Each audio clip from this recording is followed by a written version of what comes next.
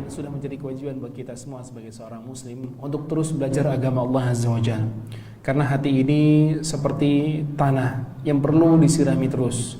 Dan untuk menyirami tanah ini kita membutuhkan air, dan air itu adalah ilmu kita tentang agama kita sendiri.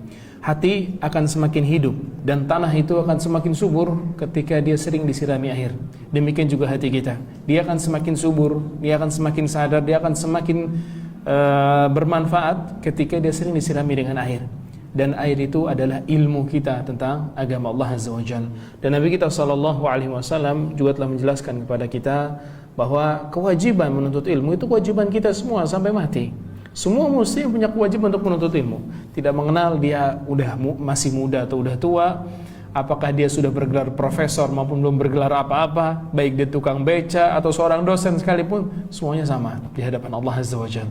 Semuanya terkena kewajiban untuk belajar agama Allah Azza wa Jalla. Nabi SAW mengatakan talabul ilmi fariidatun ala kulli muslimin. Yang namanya menuntut ilmu itu kewajiban buat setiap muslim.